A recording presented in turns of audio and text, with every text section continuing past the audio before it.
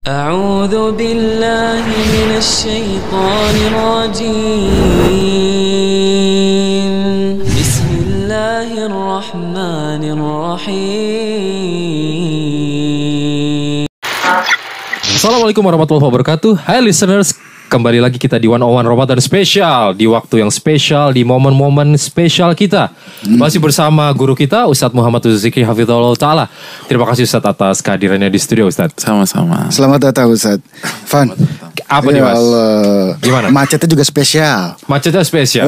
Tadi kesini nggak ada bentukannya tadi jalanan. Oke. Wallahu alam deh. Kayaknya Allah banyak mengabulkan doa orang yang pingin nambah mobil nih. Wallahu alam. Oke. Iya. Apalagi mungkin berdoanya pas lagi puasa. Ya benar. Jadi makbul tuh. Karena momen puasa nih ya. Iya. Tapi betul gitu ya Ustadz ya. Jadi kalau lagi puasa doanya jadi lebih makbul gitu. Apa betul begitu Ustadz? Mohon nasihatnya. Iya, terima kasih Mas. Alhamdulillah wassalatu wassalamu ala Rasulillah wa ba'd. Jelas puasa nggak bisa dipisahkan dengan doa. Apalagi puasa Ramadan. Makanya keunikan ayat-ayat tentang puasa Ramadan di dalam Al-Quran, kita tahu diawali dari surat Al-Baqarah 183. Ya ayyuhalladzina amanu kutiba alaikumusiyam, wahai orang-orang beriman, diwajibkan atas kalian berpuasa sebagaimana diwajibkan atas orang-orang sebelum kalian agar kalian bertakwa. Itu ayat tentang kewajiban puasa. Lalu 184 masih tentang puasa. 185 masih tentang puasa. Puasa Ramadan. Lalu 186 Allah nggak bicara tentang puasa. Tapi Allah bicara tentang doa. Oke. Wa idza sa'alaka ibadi anni fa inni qarib. Kalau hamba-hambaku bertanya tentang diriku, katakan aku tuh dekat. Ujibu da'watad da'i idza da'an.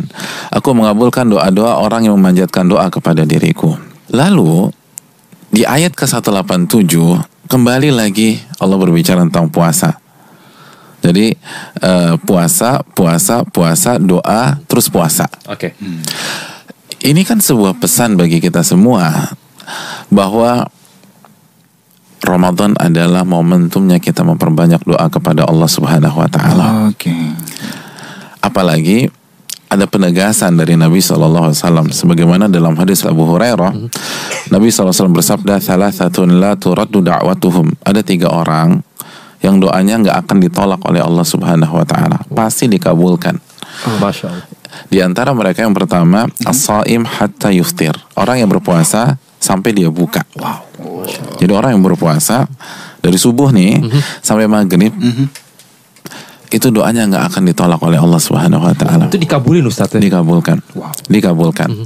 Tapi perlu kita ingat penjelasan dari riwayat Abdullah bin Umar. Kata Abdullah bin Umar, opsinya tuh ada 2. Kalau tidak, permintaan kita disegerakan di dunia. Jadi permintaan orang yang berpuasa disegerakan di dunia atau disimpan sama Allah di akhirat. Dan dua-duanya sangat menarik. Bahkan kita tahu bersama hal-hal di surga pasti lebih indah daripada di dunia. Belum lagi kalau kita gabungkan dengan hadis Nabi SAW yang lain, bahwa ada 3 opsi. Yang pertama disegerakan di dunia, yang kedua disimpan di akhirat, atau yang ketiga doa kita menjadi penolak bala yang seharusnya menimpa kita. Oke. Makanya kan Nabi mengatakan la yaruddul qada illa du'a, tidak ada yang menolak qada atau takdir kecuali doa. Jadi nggak ada ruginya kecuali 1 orang yang nggak doa. Nah itu rugi tuh yang nggak doa. Adapun orang yang berdoa nggak ada ruginya sama sekali. Nah ini yang cukup unik ya kalau di bulan Ramadan, apalagi pas lagi libur, lagi weekend, atau mungkin lagi pas lagi cuti, itu banyak orang kehabisan ide untuk beraktivitas di Ramadan. Dan nanya ngapain lagi ya, terus mati gaya ngelihat jam terus, berharap langsung adzan maghrib. Padahal kalau dia mau pikir sedikit, kenapa dia nggak angkat tangan minta sama Allah Subhanahu wa taala? Apakah semua kebutuhannya sudah clear? Apakah semua masalahnya sudah terurai? Kan belum. Masih banyak urusan yang perlu kita selesaikan, dan itu akan mudah dengan bantuan Allah Subhanahu wa taala. Makanya ini kesempatan nih, yang jomblo minta jodoh nih, yang soleha atau yang soleh itu di sini. Ketika puasa angkat tangan kepada Allah. Yang jobless lah, yang hijrah dari sebuah pekerjaan lalu masih nyari pekerjaan lain, minta pekerjaan yang berkah dari Allah Subhanahu wa taala.